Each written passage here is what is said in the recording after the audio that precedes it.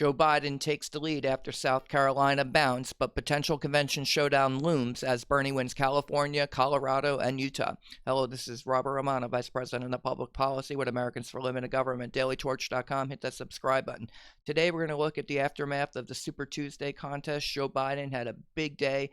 Sweeping the South and taking Texas. In the meantime, Bernie Sanders, self-described socialist, took California, not surprising there, Colorado, and Utah. So I think this kind of creates a two-man race in the Democratic contest, and going forward, it's going to be a battle for delegates and to see who can do well in these upcoming states, including Michigan. Bernie Sanders won the Michigan primary in 2016, but it's questionable whether he can win now with Joe Biden having so much momentum. Again, though, Bernie Sanders is improving his situation because he lost California in 2016. This time he won California. So Bernie's a force to be reckoned with, and we'll see if he gets any momentum out of that West Coast takedown there. But in the meantime, Biden's got a big bounce from South Carolina. He won in Texas, Virginia, Massachusetts, Minnesota, Oklahoma, Tennessee, Alabama, North Carolina, and Arkansas. That makes him the front runner for the Democratic nomination. And I say it's one of the greatest political comebacks since Bill Clinton in 1992. Bill Clinton didn't win Iowa or New Hampshire, and he was one of the few who have gone on to get the Democratic nomination after losing both of those contests. And now Joe Biden's repeated that success with a big bounce out of South Carolina to propel him into Super Tuesday. Vermont Senator Bernie Sanders, again, he's right in the thick of it, though. And Biden is leading the delegates right now, 491 to 426. One of the candidates will need 1,991 delegates to move forward with the nomination at the convention. But there's a bunch of states coming up, though, next week: Idaho, Michigan, Missouri, Mississippi, North Dakota, and Washington on March 10. Of those, Sanders carried Michigan narrowly and North Dakota and Washington handily in 2016. So if he wants to remain competitive, he's got to win all of that again. And if he wants to gain momentum, then he needs to take out Biden's in a place he lost last time, like Missouri. I think the trouble he's going to have is that Sanders is not showing well in the South. I doubt he's going to do well in Missouri. The last poll had Biden with 39% of the vote, but that was taken in January, so a lot could have changed since then. But it was much closer last time in the Democratic primary in Missouri. It was 49.6% for Clinton versus 49.4% for Bernie Sanders. And Michigan was really close as well, 49.7% versus Hillary Clinton's 48.3%. So Bernie's going to have to do at least as well as he did, I think, to stay in this. If Biden takes him out in Michigan, though, Bernie's probably not going to have a path to the nomination. The latest poll shows Biden and Sanders in a pretty close contest, 29% to 23%. So we'll see how it plays out there moving forward. Both Biden and Sanders have the potential to divide Democrats. I think just like in 2016, no matter who the Democrats end up nominating. Democrats in the East and the South, they don't like Sanders' socialism, and they deferred to Biden after Pete Buttigieg, Amy Klobuchar dropped out. Younger, more radical Democratic base, though, in the West dominated on behalf of Sanders, and so that's kind of creating a check against the establishment guard. Remember, Sanders didn't win California last time, but this time he did. So I think in future contests, future Democratic primaries, the Democratic base that's more socialist, more radical, they're going to continue to accumulate strength. And I think one day we'll be able to take over the nomination, although Sanders' chances seem to be dropping by the minute. Although, so far, 538.com is projecting that the race is kind of in chaos right now, and the most likely outcome, 61%, 3 in 5 chance that nobody will get enough delegates to win the convention on the first vote. Biden has about a 30% chance, according to 538. Sanders is down to a 1 in 12 chance. Sanders really disappointed last night. If he was going to move forward, he really needed to win Massachusetts. He really needed to win Texas and win these contests decisively. Elizabeth Warren not dropping out of the race sooner. That could loom large as a potential factor. President Trump is calling Elizabeth Warren a great spoiler in this race. That Bernie could have won, but she didn't drop out. Buttigieg and Klobuchar, they dropped out in time for Super Tuesday. So you see kind of the way that goes. But I think that a long contest basically benefits none other than President Trump.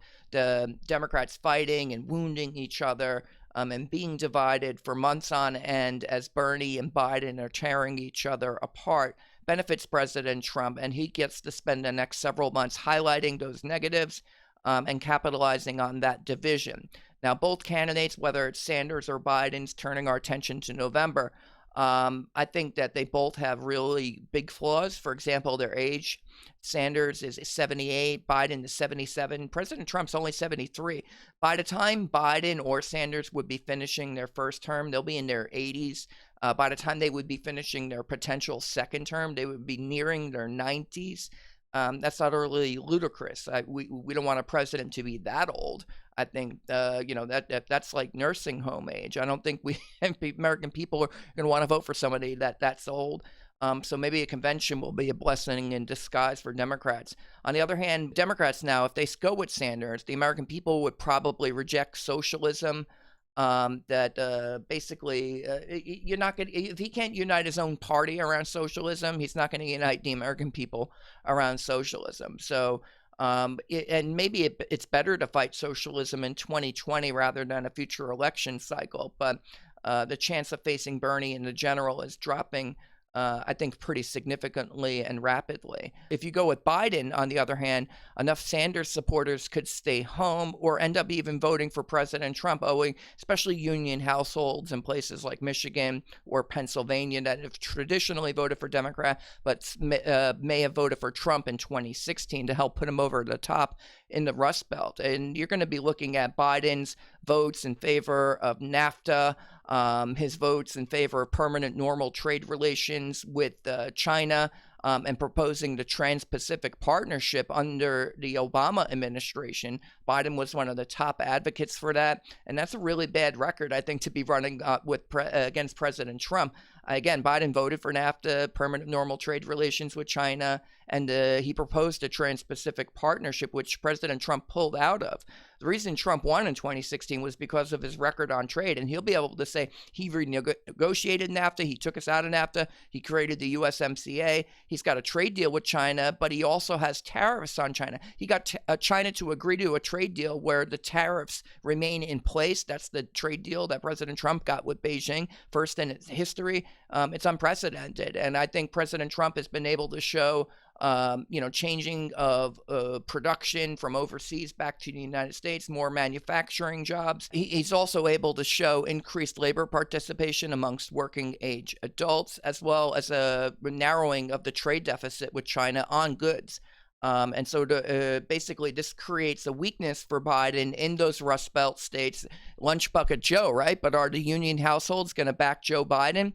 Michigan could give us some interesting data on that count, and we'll see how Bernie does in Michigan. If Bernie can repeat his success, it might show that Joe Biden has a problem in blue-collar households. Now, Biden's greatest weakness may come from his role at the Obama White House. At the very same time, the Justice Department and intelligence agencies were spying on the Trump campaign in 2016, the opposition party, in an election year.